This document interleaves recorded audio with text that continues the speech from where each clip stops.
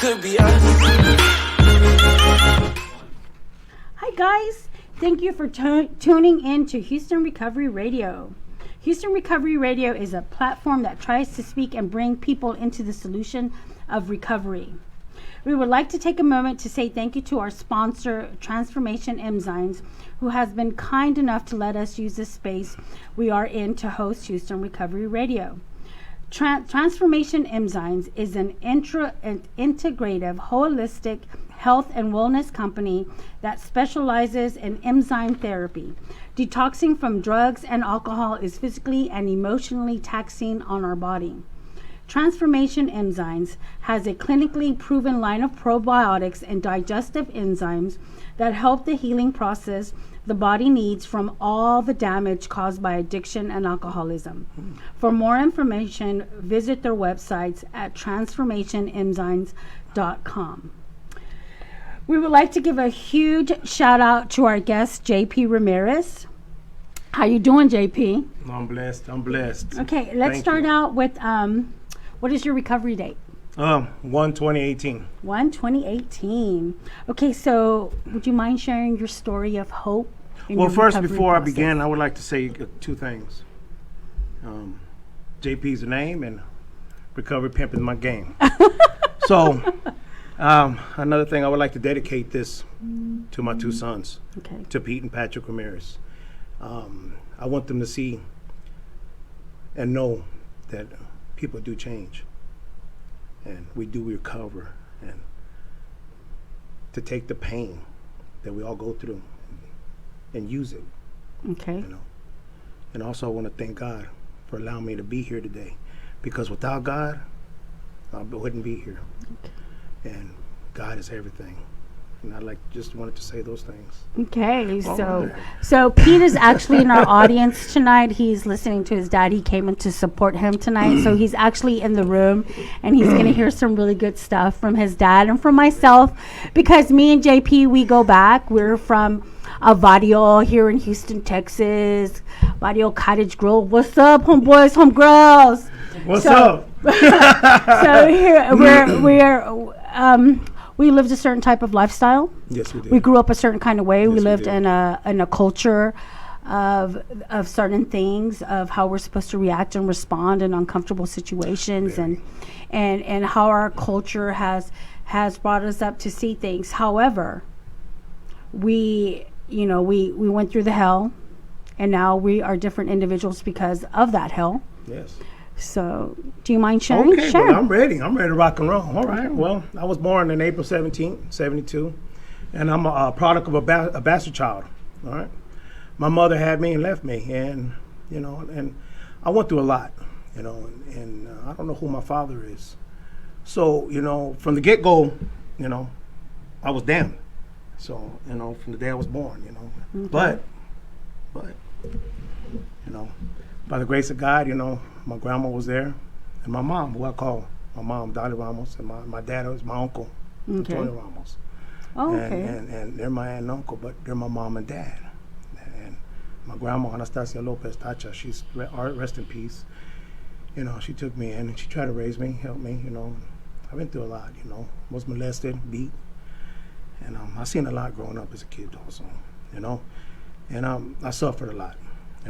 I dealt with a lot of rejection, hate, and, shipped around. And so I grew up with a lot of resentment, hate, all that's trash, that you accumulate as a kid, Trauma. Growing up, yes, trauma. And then growing up, going to school, messing up, and just constantly in trouble, constantly, that cycle of, By the age of 12, I'm hooked on cocaine, I'm doing cocaine on the computer lab in Black Middle School. So, I'm taking acid, 10 hits of acid. I was an acid head, a pill head, everything at that age. And my addiction just took off, man. I've been in the streets. I've lived in the streets for a while. Lived in the streets, and I was in the streets again, and I sold drugs in this neighborhood, right around the corner here on Hayes Road, on Willcrest, Old Baytown, North Side, You know, in the Heights, you know, all over Houston, I've sold dope too, you know. And it's kind of weird. I came back to his neighborhood here, and I'm like, wow, man, Walnut Bend, and I'm like, on Willcrest. Woo! Wow! It's just I hadn't been around here in a minute, you know, and then to come through here and see stuff sober, you know, Yes. and it's different. Gave me some chills, but you know what? It's okay today. Yeah. You know, and it's a beautiful day to be sober. I will say that it's beautiful. So you said you sold drugs. Yes. So what was the consequences of your dope selling days? Oh, well, hooked. What else? You know. And I got hooked on my own product, you know. You got hooked on everything, yeah. Man, I was smoking crack out of a chicken bone, you know. So, I mean, out of a chicken bone, I smoked crack. Yes. I smoked crack for I don't know how many years, probably about 18 years, 20 years I smoked crack. Yeah, I smoked crack, took pills. I took so many pills. I take 300-400 pills a month. Wow. Yeah, I was addicted to pills, opiates. Yes, I've been addicted to almost everything. I've been addicted. So, you know, I've battled a lot in my life, you know, and a lot of rejectments and a lot of mistakes. I made a lot of mistakes. And, you know, there's a saying, it's hurt people. Okay. And I was hurt. And I hurt everybody that loved me and that was around me. I hurt them. And I made some mistakes in my family. And, you know, it took a toll on my family. It cost me my divorce. And it cost me a lot, you know, doing mistakes, you know. And I still didn't learn. I was still addicted, you know, and I was rocking and rolling, you know. Okay. Still drinking, still drugging. Till the day I got caught. I got caught in Caldwell, Texas. Caldwell, Texas. Caldwell. Caldwell, Texas. I was out there. Yeah, I was out there doing bad. I got caught up. Okay. Yeah, went to jail. And from that point on, you know, at that point, it was one of my lowest points in life, you know. And I'm very grateful for that day I got caught. You know, I'm glad I went to prison. I'm glad I went and got treatment. I went to MTC in Henderson, Texas. MTC. It's a facility. It's a treatment for alcohol treatment. Oh, okay. Alcohol treatment. And I went there, became a peer educator. Wow. Well, let me back up a little bit. When I got caught up in Caldwell, Texas, people are not going to really understand. I was given a book about Buddhism. Okay. So I started reading Buddhism in there, and Buddhism brought me to God. Okay. It brought me to Jesus Christ. And a lot of people don't get it and understand that, you know, and I still read Buddhism and I still study it. And I cried and I let it out, and that was one of the days that I'll never forget. That's when God took, when I totally surrendered to God. He took everything from me. Okay. I mean, everything. I mean, all the hate, the resentments, the pain, took it away from me that day. From that day on forward, my pain was turned into peace. So what day was that? The 120. 120? 18. Of 18. 120 of 18. That day is my day. My day. You know, that God came into my heart. And I live a different lifestyle. It's so beautiful. I mean, all that I've been through in life and all the pain that I've gone through, I've grown. And I'm very grateful for all the pain I got growing up and I went through and I'm very grateful for all that pain. Okay. Because it's who I am today. I could look at you in the eye and I'm at peace. So because of the pain that you went through and at such a young age and the trauma and the bad decisions and you finally getting caught and going to prison, all that brought you to where you are now in your recovery process. It brought you to a life of peace where you are content in your life, right? Yes, I am. So I want you to share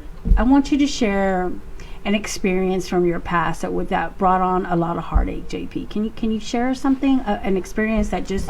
I don't know if we have enough time. No, we have enough time, but I want the audience to know, just share an experience of something that was just so over the top painful that that I know that you're in peace, but it's something that, you know, you still think about, maybe revisit that from time to time in your recovery process today? I'm going to be very honest with you. Okay. You know, we all have demons. And my demons, I have my demons. Okay. And I love my demons because I am who I am today because of my demons. Okay. They're still there, but it's how I feed my demons. Okay. It's how I feed them. I don't feed them anymore. And I'm human.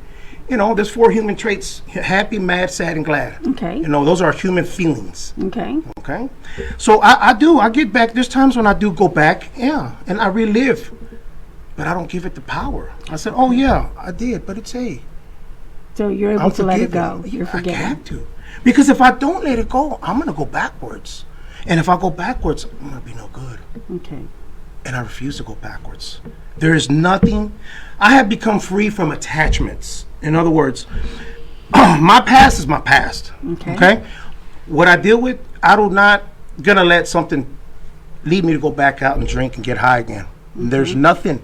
A death, somebody leaving me, somebody turning their back on me, nothing will make me go back to using again. So how many years were you in your active addiction?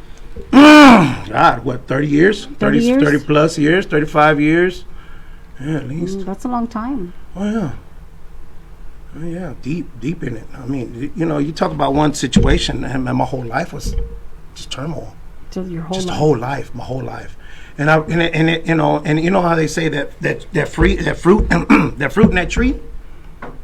Well, I passed on to my kids. So, you know, it's a vicious cycle. And I'm here and I broke that cycle. Yes. By the grace of God. By the grace of God. So you had some happy times in your life. I mean, so you had yes, two I've had sons. time, yes. So you got married. Yes, I got married. Okay. To Miss Karen Shield, might holler at you. Look out, Karen. I just want to say hi to you. I got an ex-wife after 24 years married with her. Okay. And I still love her to death. We have a relationship now. It's pretty cool since, you know, God Recovery's brought us together, and we're pretty cool now. We talk, we go out, and we do things, and we go have dinner, and it's really cool to have her as a friend. You know, it's awesome. And a lot of people freak out. They're like, "Your ex? Dang, you ain't supposed to be hanging out with your ex." And I'm like, "Oh, man, I'm gonna hang out with my ex because you're our best friends. Because we're cool. Yeah, we know each other. We know, you know, we can look at each other and we know what we're thinking. You know, and it's pretty cool. I love her to death. You know, she gave me 2 beautiful boys. How old are they? 25 and 19. 25 and 19? Yes, 25 and 19. So, I mean, you know, I've had some good times with them. You know, we had a great marriage, and, you know, it was rock and roll, and then we both got addicted, and then, you know, it's, you know, that addiction is it's evil. It's powerful. Once it grips you, you know, it's 2 silverbacks. It's something that I have to constantly remind myself. People, places, and things, where I go. I'm very limited on what I do now. Okay. I'm become a recluse almost. I do not go out. I work, and I come home, go to my meetings, come home, visit, come home. I'm not in the streets. I'm not in that lifestyle. I do not hang around anyone that's out there. I don't put myself in situations. I have a lot of people on my phone that I try to help. And, you know, would you help me and pick? No, I can't do that. I'm not. I don't have you out there. And I'm not going to put myself in that type of situation. So you have boundaries. Very, very, very high. Walls. I got walls around me. Okay. Yes, I got walls around me. Yes, I do, because I'm not going to get caught slipping. What do you mean by caught slipping? By caught slipping is I'm not going to put myself in a situation where I'm a high-risk situation. I'm not going to put myself in it. I can't be around that. I will not be around that.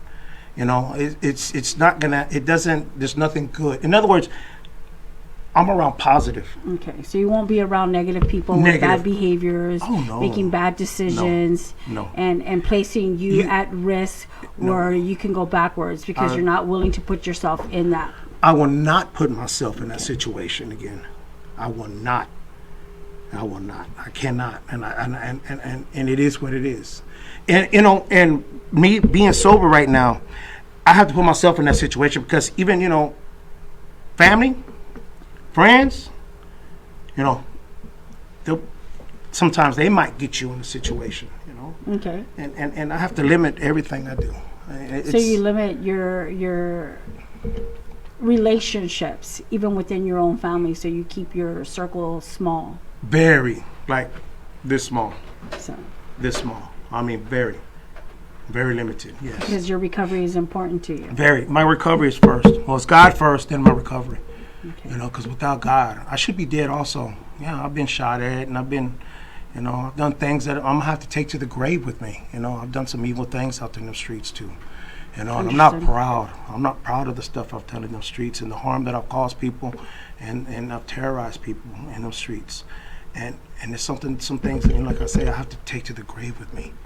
And there's days that, you know, I think about it, and you know what? God's forgiven me, and that's all I can do. I have to keep that mindset. If I don't keep that mindset, I won't go forward. You see, I keep myself in a beginner's pace at all times.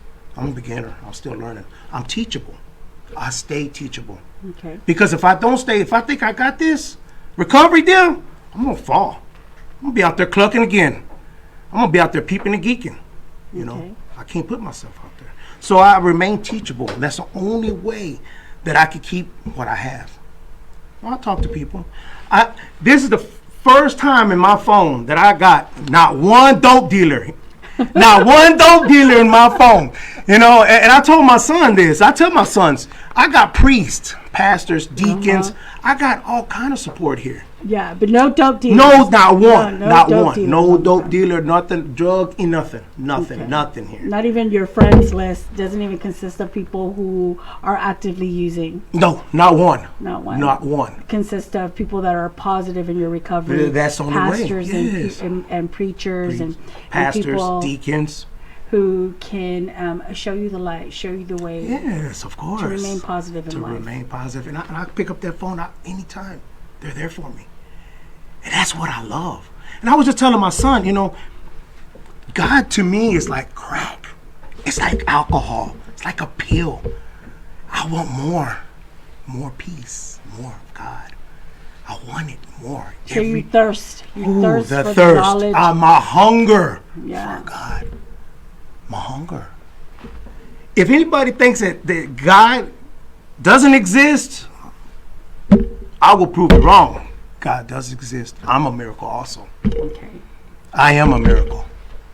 I sit here with a smile today, and I'm okay today. I'm okay. You know, I've been through so much in my life. It's just, there's so much, and you know, and the pain and all that, you know, it's, I never understood pain, you know. I always played the victim. Oh, okay. The victim.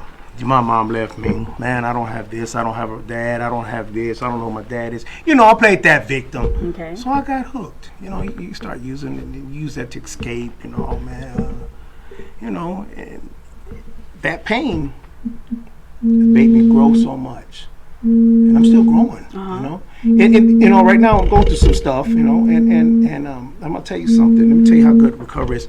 I've been talking to kids at the Odyssey House. At the Odyssey House. Yes. What's the Odyssey House? The Odyssey House is for kids that are delinquent kids from 13 to 21. They're high risk. Okay. You know, they got in trouble, but they're from all over the states. Okay. They're from all over. And I was going. This COVID-19 stopped, you know, me going. But yeah, I was talking to kids too. So I mean, you know, and these kids kind of was with a group of guys, or a group, Okay. you know, and they did not like when I spoke. You know, when I talk to these kids, I talk raw. Okay. I let them know what time it was. You know, they're out there fucking around. They gonna get caught up, and they got caught up. Okay. And there's some that's been there twice, and they still ain't learned. And I said, well, how many more times you got to come? I mean, I know I didn't learn. I didn't have someone to teach me, somebody in recovery, to let me know what was going on. Back in the 90s, there was treatment, but not like how it is now. Okay. You know, there was HRC over there on lines. Remember HRC? I don't know if you remember No. that recovery place. I went there in 99, I think. It was 99 I went there. Okay. And I went through a period of not drinking for a while. But I was still smoking weed, Okay. you know. But total sobriety, I could take a hair test today, hair follicle test. I could take a test, and I'm clean. I'm clean today. So you go to the Odyssey House and you speak to young men Young men, yes. Men that don't have parents, don't have fathers. Okay. And it was very, after every meeting, these kids would come up around me, man, and they just hug me, cry with me. And that was powerful. That was powerful. To have kids that I don't even know, just been there a few times, but they trusted me so much that they would cry with me and pull me to the side to talk. And I would talk to them. That's powerful. I'm not certified. I don't have a degree. I don't have none of that. But when I speak to these kids, it's just, I don't know, it's just they would come out and they would listen. Yes. They would listen to me. They would listen. You were able to relate with them because you have experienced such pain in your life, so you were able to build a relationship. And then straight talk with young people and today about keeping it real, right? With being authentic and bona fide and really honest. If they continue with this lifestyle or with this behavior, where it could possibly lead them to, right? That the consequences of behavior, it happens, right? Yes. Because you've lived that. And so straight talk to them, being there and sharing that with them. And so it brought you to have a relationship with these young men where they were able to trust you and confide in you. Yes. And besides it being powerful, how did it make you feel? How? I miss it so much. I miss it. I really do. I miss it so much. I do. So how long were you doing that? I was doing it. I did it for probably about a month, like 4 or 5 times. You're a positive peer. But oh man, them 4 or 5 times, man, they know who I am. They know who I am. Yeah. JP in the house. Oh, that's you. That's me. I'm like, I keep hearing a phone, and I'm like, oh. So, yeah. So, oh wow. You want to hand it over to Pete? No. It's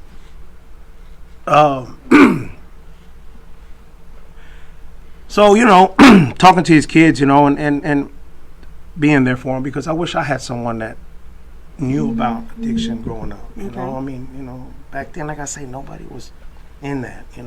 Especially our culture is not. Cabrón, cállate. Why you crying? Why you don't be, why you drink so much? Here, drink another beer, act right, you know how we are, Yeah, don't cry. Don't cry. You're not supposed to, what? Today I cry. I can cry today. But it's tears of joy. Tears of joy. I sit back and I'm like, wow, I'm okay. It's okay today. It's all right. Today's a fucking great day to be sober. You know what I'm saying? Today's the fucking day. Today, right now, I'm here sober. Yes. I'm here, and it's fucking badass. For real, I'm serious, man. I love it, and I try and hope and I pray that anyone that is hearing this and that wants to ever talk or get together and talk about recovery or God, hit me up. We'll because this is very serious to me. I take it very serious, and I talk to anyone I can, and try to help them, because that's the only way I can keep it. Okay. It's giving it away. So besides going to the Odyssey House, what other things that you do to stay grounded in your foundation of recovery? So you go to AA? Bel Air Club. The Bel Air Club. Oh yeah, I go hit How long have you been a part of that meeting? I've been on that side of town for probably about 3 months. 3 months? 3 months. I've been over there. I met some good people. I mean, some very, very, very strong people in recovery. Very strong. And I've learned a few things there, and I've met some people. The best meetings are after the meeting. When you hang out and talk, that's when you get to know people. Yeah, that's when you just sit out there and just talk a little bit, and get to know people more. Fellowship a little bit, man. That's powerful, Very powerful. And my boss, I work for Jason, man, and I work for J&N Renovations. Okay. We remodel homes. He's in recovery also, and he is, I think, my only true, what they call a true friend. In my addiction, he gave me work, and I was in my addiction bad. I was in it. Okay. He was the only one that had faith in me. He was able to see something in you that nobody else could. Nobody. Because I went to a period where, you know, I had nobody in my life. Everybody was tired of my shit. Everybody turned their back on me. And I mean everyone in my family. My kids, my ex-wife, everyone. I went years. I was taking a bath in the bayou. I was eating out the trash can. I mean, you know, I've been there. Homeless. Man, I've been homeless. I was homeless. Let me tell you, 3 months ago I was homeless. I was living in the streets, still going to the Odyssey house, still doing AA. But you weren't using. Oh no, I wasn't. What changed? What changed this time in your life that no matter what life was throwing at you, because now you didn't have a home, you're homeless, and you're still doing all these positive things to stay grounded in your recovery. Why? Tell me. Because God is in my heart. See, once you get your mind and your heart and your soul in sync, everything falls into place. See, that's what people don't understand about that. Once you get those in line, life changes. Life changes. It's beautiful. Once you get in line with your mind, heart, and soul. So no matter that you were in a bad moment in your life, you knew that it wasn't going to be forever. I laughed. I was happy because I had to go through it. See, you got to go through some things. Okay. And just because I'm sober in life, that's life on life's terms. I can't sit there and cry, oh, boo-hoo, boo-hoo, and then, come on. You know, ignorance kills. Being ignorant. And I was that fool. I was an ignorant fool for a long time. I was ignorant. I held on to the hate and the resentment. Oh, what did she say? What did he do? Oh my God, what did he do? What did he say? You know, that bullshit that you hang on to, that gossip, that all that trash, basura, you know, you hang on to. Yeah, I was that ignorant fool. Okay. I'm not that ignorant fool today. When I hear stories about people falling off, doing this, doing that, I'm like, you know what? Let's pray for them. Let's pray for them. I don't care what they said, did. I don't care. That doesn't mean what they did. No. Hey, look, the past, I can't go backwards. I can't fix the problems I did with my family, my kids, my relatives and all them, my brothers and my sisters. I can't go back and fix none of that. The only thing I could do is be here today sober. Live a different lifestyle. Show them, look, we do recovery. We do change. We do. It does work. It works. If you work it. If you work it. What do you mean by if you work it? You got to work it. You got to be active. You got to really want it. You got to want recovery. I mean, you know what they say, you can lead a horse to the water, but you can't make him drink it. You know, all the tools that people were giving me, I didn't want them. AA and NA treatment, man, give me a beer. I want a bump. Give me a big old blast right now. You know what I'm saying? Let me hit that big old bolo. You know what I'm saying? You know, give me some pills. Give me some bars. You know, give me some them somas. You know what I'm saying? I mean, you know, give me some acid. I'll take 10 hits of acid at a time. That's the kind of, you know, nut I was back then. You know, but not today. I choose not to. You know, right there at the Bel Air Club, right around the corner, there's a liquor store. I mean, you walk out the Bel Air Club, you turn, there's a liquor store right there.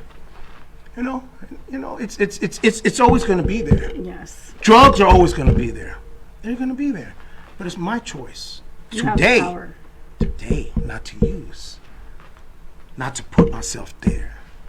Today I choose. It's a choice. Very simple. It's a choice. It is. I mean, I could go right now, after I leave here, I can go buy a 6-pack. Go home by myself and get buzzed down. But I'm not going to do that. I'm going to be grateful for being here.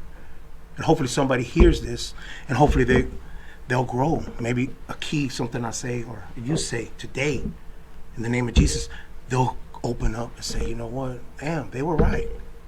You know, I understand. I listen now. So today you lead by example in your lifestyle of recovery. Yes, I got to.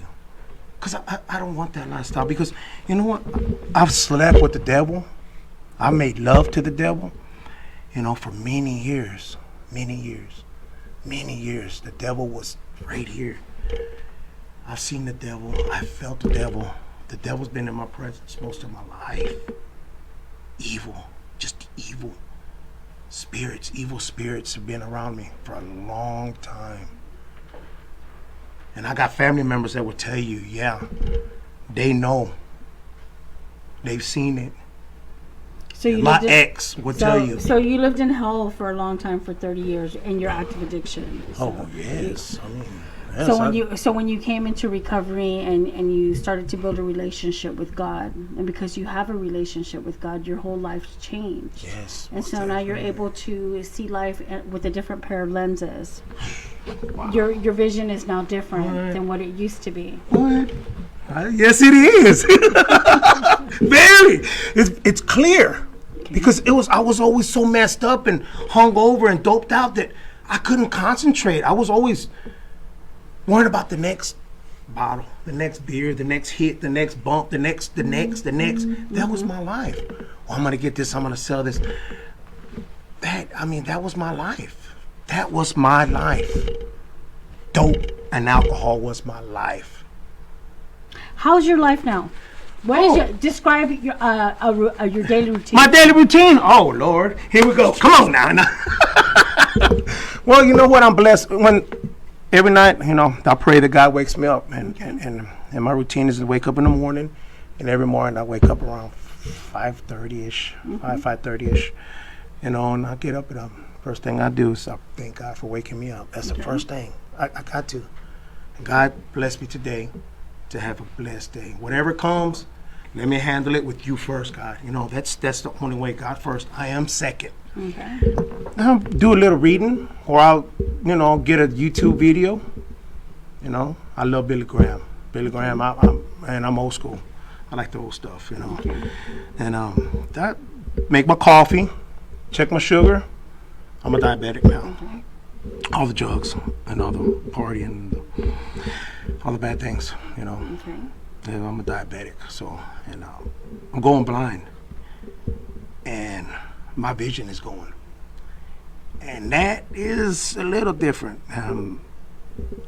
It's kind of hard, I get blurred vision because my sugar gets really high, Okay. and I'm afraid to go back to the doctor, but I have to. I gotta let them know. So my medication is, I don't know, I'm gonna have to get it changed and stuff, but being a diabetic is takes a wear and tear on your body, and Okay. my body's not the same. I'm wore out. I'm tired. But as long as God wakes me up every day, I keep going. I'm not gonna quit. I'm not a quitter. We don't quit. Ramirez family don't quit. We some beasts. We homie. We some beasts. We rock and roll. You meditate on the Lord's Prayer. You drink your coffee. You check your Sugar, diabetes, take your meds. sugar. You take your meds. Insulin. You go to work.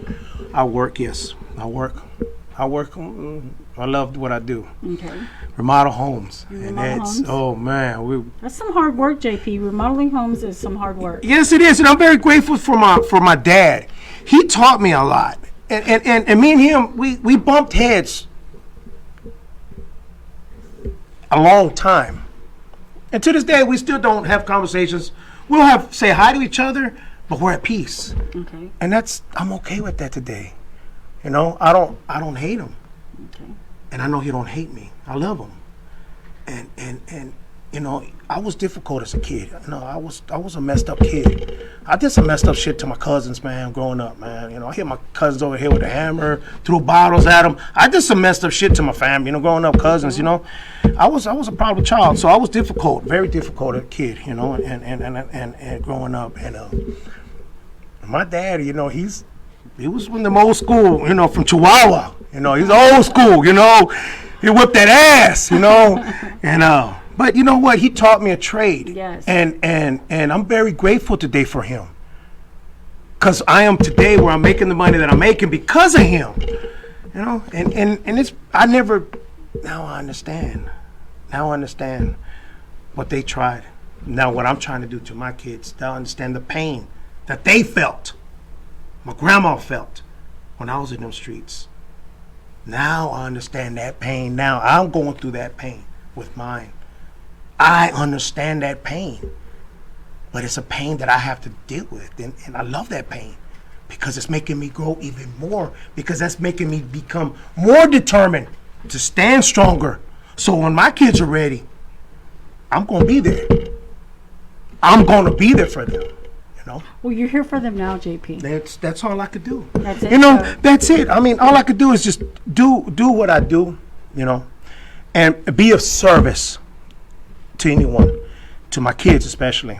My phone is always on. I never turn my phone off, and my kids know this. And that's all. So your children are a really important piece of your life. Yes, they are. Yes, they are. They're my babies, and I taught them too. I exposed that lifestyle to them. Drugs, guns. I've always had guns. I lived by guns. I had guns. I had so many guns and drugs. I had houses full of dope. And did dope, collected for dope. I did it all. All that comes with that realm. And my kids have seen some stuff, and I'm not proud of that. But it is what it is. It is what it is. It is what it is. And for anybody to judge me or don't talk to me, because what you did or this and that, you know what? That's your shit.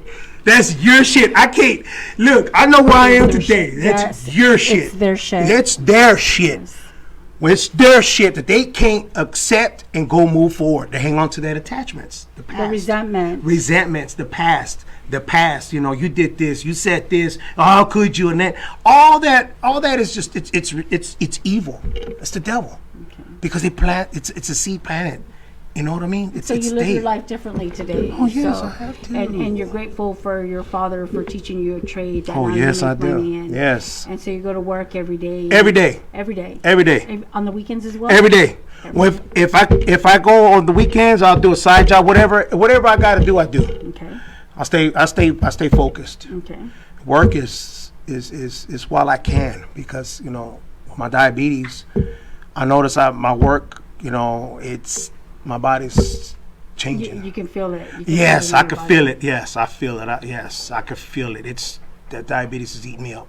So you go to work and then you come home. How do your evenings look like? Because you said you go to that. Go to Bel Air Club. Yeah, I go to either the 6:30. Oh, almost every day. Almost every day. Almost every day. It's right around. I live right down the street from it. I live over there with the white folk. So it's all right. So the Bel Air Club is a community of people who support you in yes. your recovery process. They're there for you. Yes, they are. I met some good people, like I say. It's God puts people, since I've been sober, and I'm going to say this, since I've been sober, God has put people in my life that, I don't know, it's scary, because it's like I'm supposed to meet these people, and each person I meet, it adds to my life a little bit. Each person I talk to, it's like I'm putting another puzzle into my life. It's like God is putting these people at the right time. I mean, it could be a complete stranger, and I start talking. They're in recovery, and they'll have 30 years, and I'm like, wow, they will start talking. Before you know it, and we're talking an hour, 2 hours. And I mean, I meet people. It's just, I'm a people person.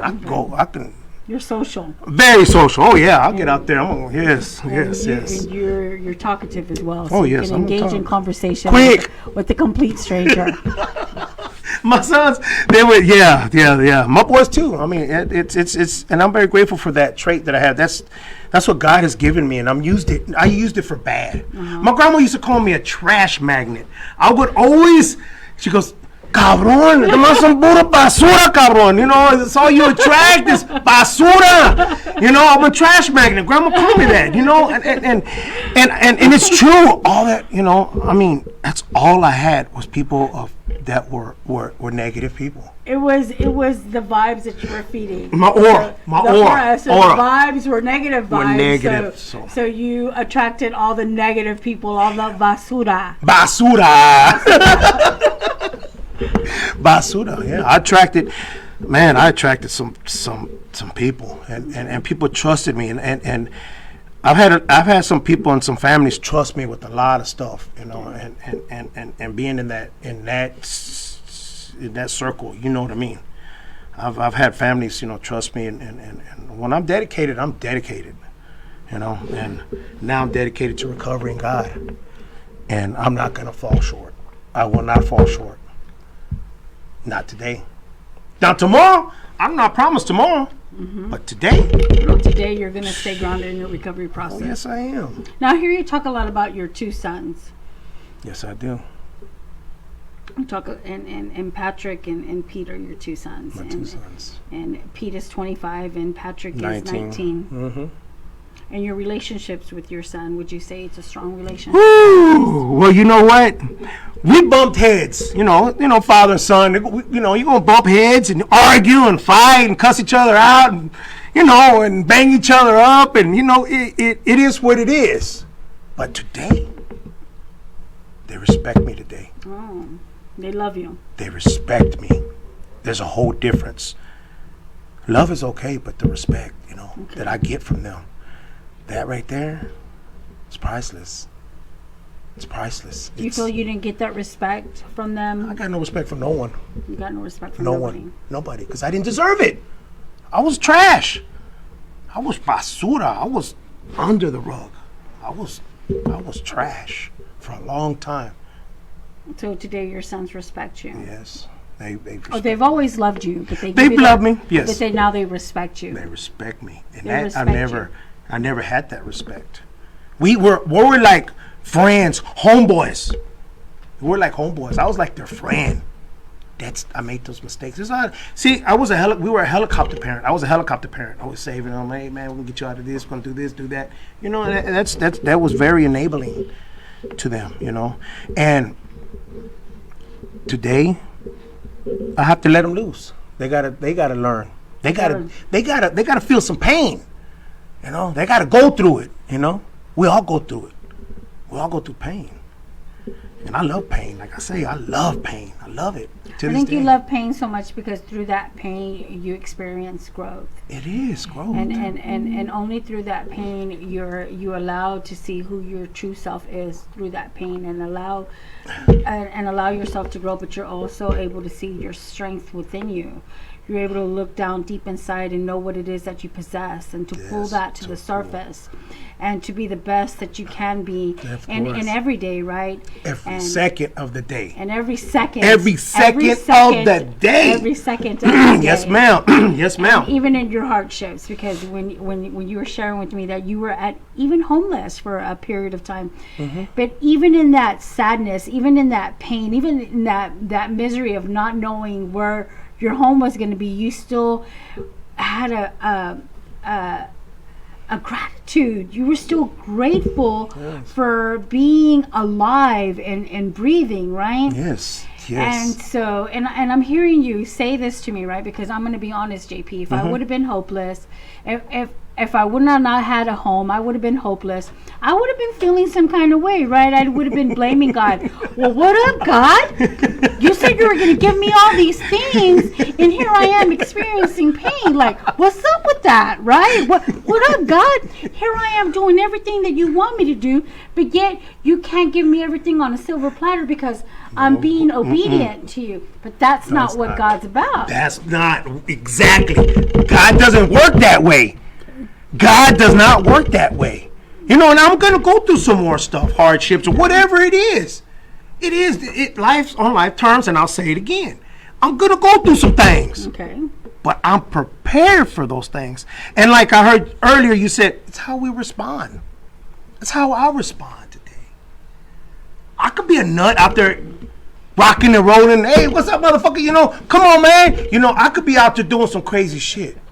I still got the crazy in me. I'm still a nut. I'm sober, but I'm still a nut. Yeah. But don't put me in that situation. Right. But and you don't put yourself in that situation. If I don't put myself in that situation, but if that comes to me, I'm gonna try my hardest to walk away. And I will probably. Yes. Unless it gets physical, somebody puts their hands on me, is a whole different onda. You know what I'm saying? Mm-hmm. But I mean, as far as somebody says something to me, some fly or whatever. Matter of fact, check this out. All right.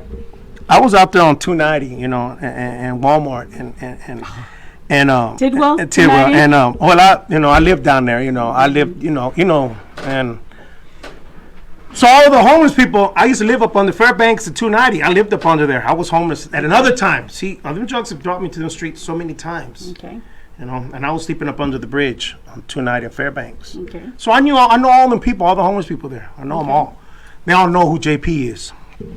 And I bumped into a few over there at the Walmart because I got a storage out there. Okay. And oh, I heard you in recovery. Oh, well, you can't hang out with us, you know, and now you're all too good and all.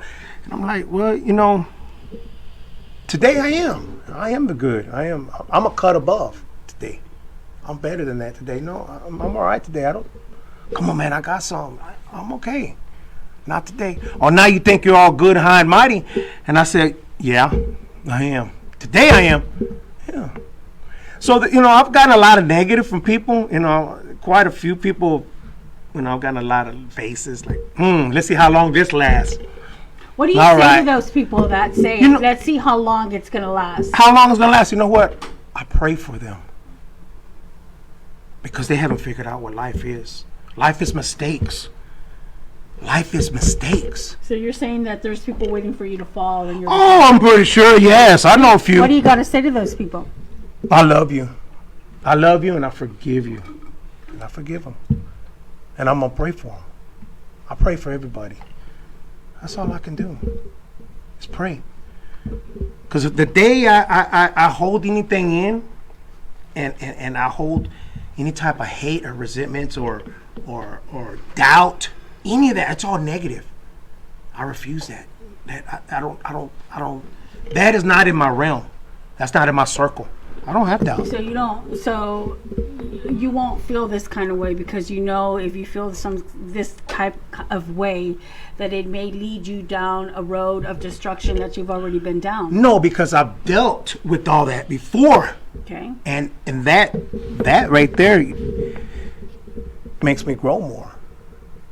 You understand what I'm saying? I do know what you're saying, JP, because I too am in recovery. Yes.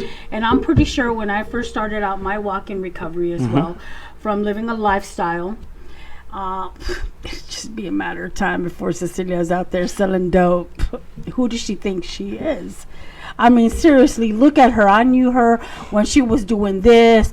I remember her when she was looking for dope on the floor. I remember when she would come to my house looking for 20s and 40s and have no money. Who does she think that she is, right? Yes, ma'am. And so, and I wonder if they took a poll or if they did a collection, because I know y'all lost that money. Because I'm going 7 years into my recovery. Amen. You're right behind Amen. me, and you got 2. But it was only in that pain and that struggle is where I grew. It was only in my life experiences that where I found my true power within me, right? Yes, to become all that I was meant to be. And all that I was meant to be is me. A better version of me. A better version of me. Yes, and so I hear what you're saying, not to hold on to the negativity and not feel these kind of ways, because they're not even triggers for you anymore. So no, they're not. So because you were able to forgive yourself for the past, because you can't take any of it back. Okay. And so I'm going to tell you the truth, JP. I'm still learning to forgive myself for the decisions that I made in my active addiction. So, and I believe in God too, right? But for me, my process is different, right? It's because my process is different because we all live in recovery, but all of our roads to the path of recovery are very different. And so my path is similar yet different because of the decisions that I made that impacted the well-being of my children, of my son and of my daughter. You know, I have a relationship with my daughter a bit. I don't have that relationship that I wish to have with my son, right? Because my son is currently incarcerated in a federal state penitentiary, looking at 19 years for a lifestyle that I taught my son. And so the lifestyle that I embedded in him, right? By my lifestyle, by living this type of way, right? And so but like you said, we break that cycle, right? So we break that cycle within our family dynamics to show our children that life could be lived differently.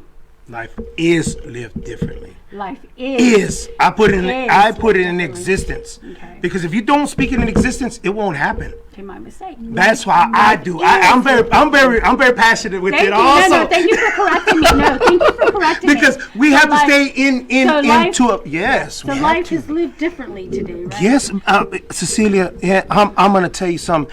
The hell that I've been through and what I've gone through. I talk to people and they're like, "How can you do it? How do you live that way? How do you?" I said, "It's not me. It's God. It's all God."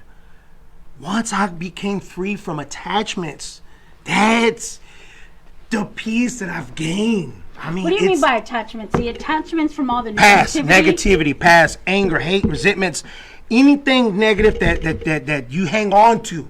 Guilt was one. I lived with guilt. I couldn't look at myself in the mirror for years. I wouldn't shave. I went depressed. I'm diagnosed. I've been to psych ward 4 times. I've been diagnosed. I'm bipolar. I'm all everything. I'm diagnosed. I got paperwork. I'm a nut. You know, and it's okay today. I'm not on medication. You have mental health issues. Oh yeah.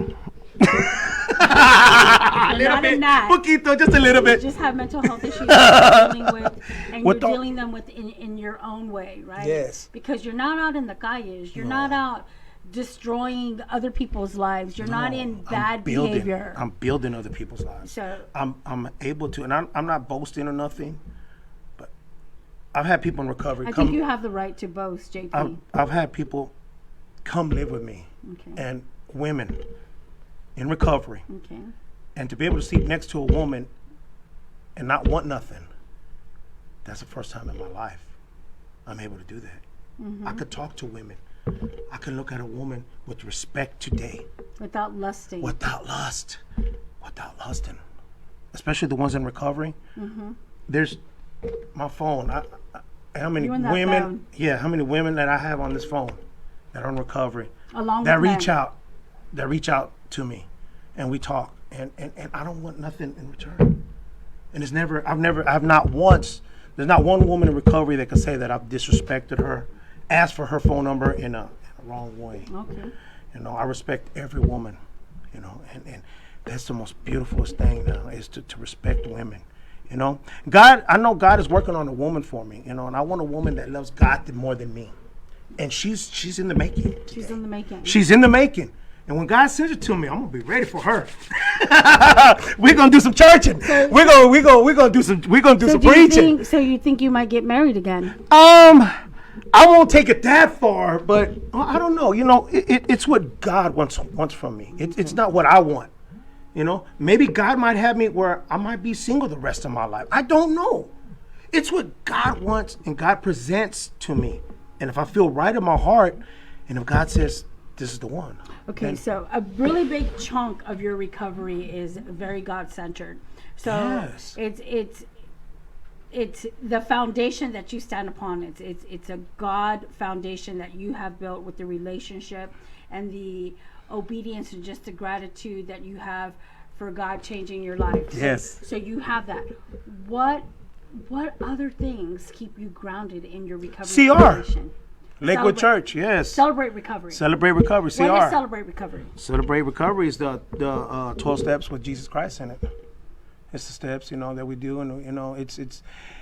I was introduced into. Let me go back to that. Rewind a little bit. When I was in prison, I became a peer educator. Okay. You know, and I would do intake, and these people would come in, and I would speak to them, and from then on, when I became a peer educator for doing intake, then I worked the resource library, and I helped a lot of people, with their court fees and all this and that and stuff.